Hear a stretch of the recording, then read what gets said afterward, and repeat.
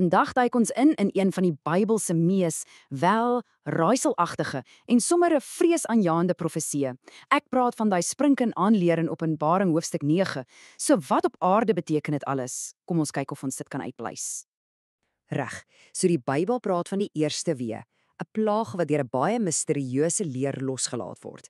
En die vraag wat almal vra is natuurlik, wie is hierdie oortreders?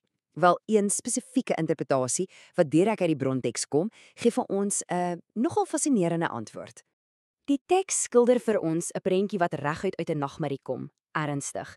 Stel jou dit voor, wesens wat uit 'n bodemlose put opkom. En hulle missie?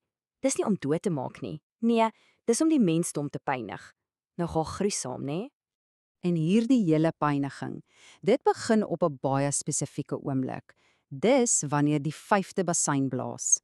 Daai klank, dis die sneller wat hierdie wesens vrylaat. Ons bron noem hulle die oortreders van die eerste wee. Goed, en hier's waar dit regtig interessant raak.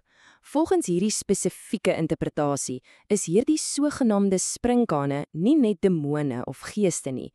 Nee, dis mense. Jy het reg gehoor, mense, gevalle mense wat as fisiese houers dien vir die bose geeste wat uit daai afgrond losgelaat word. Dis 'n hele ander invalshoek, is dit nie? So, hoe verstaan ons wie hierdie oortreders is? Wel, ons moet so speurders dink en hulle voorkoms dekodeer, want elke liewe detail in die beskrywing, dis 'n leidraad tot wie hulle regtig is. Kyk hierna. Elke vreemde detail het 'n dieper betekenis. Daai menslike gesigte, dit sê vir ons weer, dis mense. Maar dan, die hare, soos 'n vrou sin, dit simboliseer glo 'n verleidelike, misleidende ideologie, iets wat jou intrek. En daai tande, soos 'n leeu sin, wel, dis pure, rou vernietigingskrag.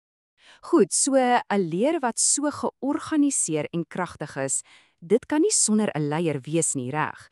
En ja, die bronmateriaal gee vir ons sy naam. Hulle leier se naam, of jy dit nou in Hebreëus of Grieks lees, beteken presies dieselfde ding, die vernietiger. Ek meen, dit sê alles, né? Jy kan nie 'n duideliker beskrywing van jou missie kry as dit nie. En hierdie vernietiger is nie net 'n eenmalige karakter nie. Nee, die bron verbind hom direk aan 'n ander groot bose figuur. Hy's glo dieselfde entiteit wat later in Openbaring op die toneel verskyn as die dier uit die see.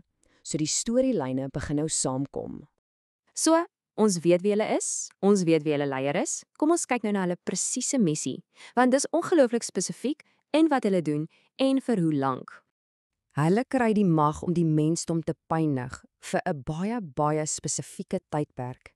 Nie 6 maande nie, nie 4 nie, presies 5 maande. En wie teiken hulle? Dis ook spesifiek, net die mense wat nie God se beskerming of seël het nie. En onthou, die doel is nie om fisies dood te maak nie. Dis 'n veldtog van geestelike en sielkundige pyniging. Die hele doel is om mense se geloof te breek en hulle weg te lei van die waarheid. Goed, so 'n baie belangrike vraag. Waar presies pas hierdie 5 maande van pyniging in die groter prentjie, die profetiese tydlyn in? Kom ons kyk 'n bietjie daarna. So, volgens hierdie interpretasie gebeur hierdie 5 maande van pyniging reg in die eerste helfte van 'n 7 jaar periode van verdrukking. Dis basies 'n tyd van intense geestelike oorlogvoering. En dit gebeur net voor 'n tydperk begin waar die gelowiges goddelike beskerming ontvang. So, op die ou end, volgens hierdie siening, het al hierdie pyniging 'n doel. Dis nie net sinnelose lyding nie. Dis amper soos 'n vuurdoop, jy weet, 'n toets wat ontwerp is om die geloof van mense te toets en te versterk, om hulle voor te berei vir alles wat nog moet kom. En dit los ons met 'n laaste en nogal uitdagende vraag vir vandag. As ons aanvaar dat hierdie sprinkane 'n verleidelike, misleidende ideologie verteenwoordig, watter vorm sou so iets in ons wêreld vandag aanneem? Dis iets om oor te dink.